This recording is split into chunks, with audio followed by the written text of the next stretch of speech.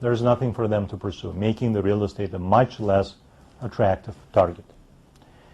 And finally, if the sale is not an option, or the equity strip is not an option, or maybe sometimes in addition to the equity strip, we want to transfer title of the real estate out of the client's name.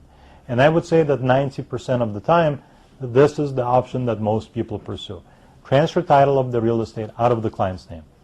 It can be transferring title to the other spouse. It can be transferring title to a limited liability company.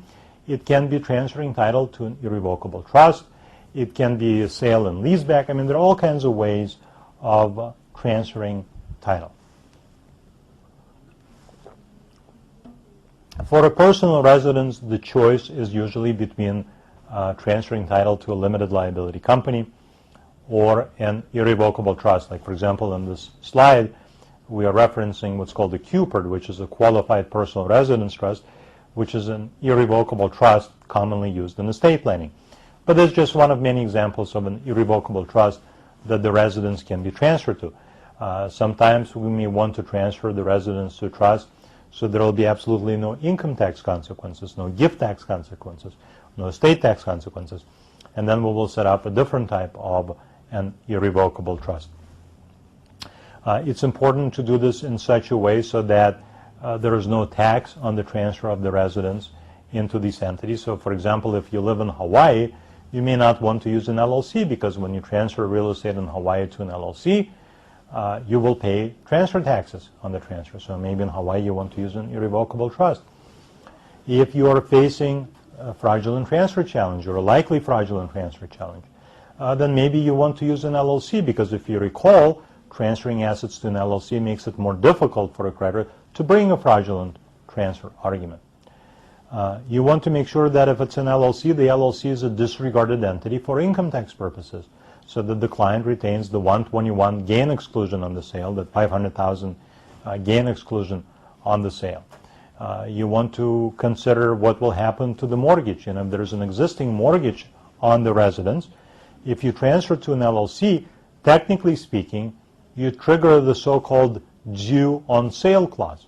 Every mortgage has a provision that if you transfer ownership of the underlying real estate, the lender can force you to pay off the mortgage immediately. So you transfer title to an LLC, that triggers the due on sale clause. Practically speaking, you almost never see that happen because lenders do not monitor title. But if it's an issue for a client, you want to transfer title to an irrevocable trust, because there is a federal statute, the so-called Garnes-Saint Germain Act, that prevents lenders from doing anything with your mortgage when you transfer title of your residence to a trust. And as I mentioned, you can do a combination of things. For example, you can first transfer the ownership of the residence to another spouse. You can then do an equity strip on the residence, and then the other spouse can take the ownership of the residence, transfer it to an LLC, and let's say then transfer the LLC itself to an irrevocable trust. You know, there's one other important distinction between an LLC and the irrevocable trust, and I think maybe we will end there because we are starting to run short on time. If you transfer an asset to an LLC or to a limited partnership, whatever your preference is, you certainly now have an asset that is a lot less desirable for a creditor to pursue. Now you own an LLC interest, now you own a limited partnership interest. But if the creditor is determined, and they're aggressive, they're intelligent, they will ask you for a financial statement, and what will they see on this financial statement? Well, they'll no longer see real estate or cash or an apartment building.